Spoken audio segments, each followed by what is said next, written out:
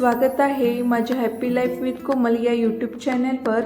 आज आपण बनवणार आहोत सगळ्यांच्या आवडीचा तिखट झणझणीत आणि अगदी चविष्ट असा मिसळ पाव।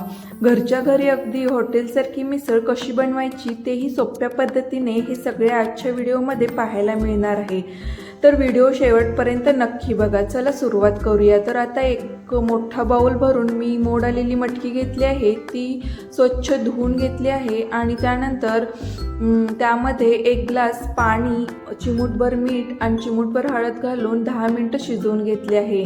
आता एका जाळीवरती एक मोठा कांदा, 1 ते 2 तुकडे सुके खोबरे आपण छान खरपूस असं भाजून घ्यायचं आहे।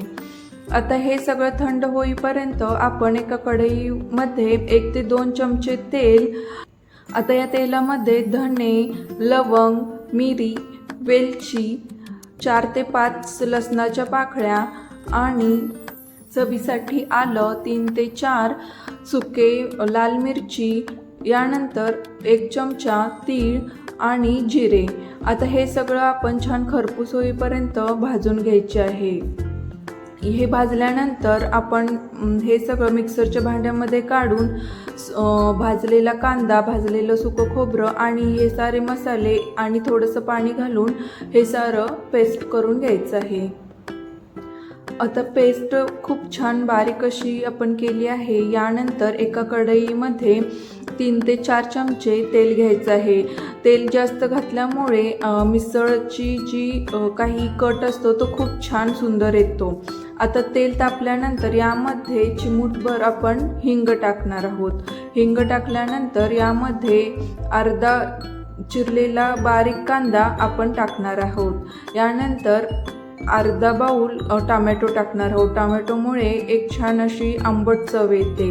आता हे सारं आपण छान भाजून घेतल्यानंतर यामध्ये आपण तयार केलेली बारीक पेस्ट टाकणार आहोत।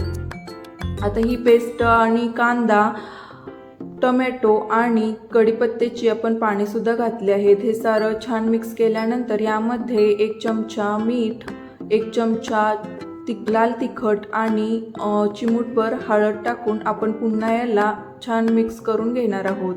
याला तेल सुटूपर्यंत आपण छान खरपूस भाजून घेणार आहोत।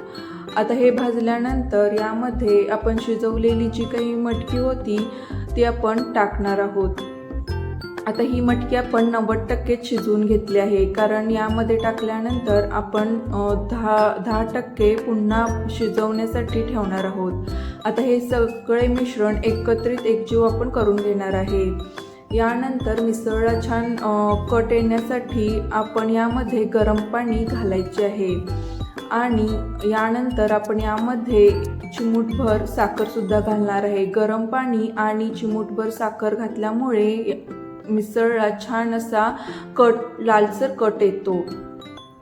यानंतर यामध्ये 1 चमचा मिसळ पावचा मसाला सुद्धा घालणार आहोत। या मिसळीमुळे मिसळला सुंदर अशी चव येते। आता आपण हे सगळं मिक्स केल्यानंतर 2 ते 3 मिनिट याला छान उकळी येऊ द्यायची आहे। यानंतर उकळी आल्यावरती छान अशी हिरवीगार कोथिंबीर बारीक चिरून घालायची आहे।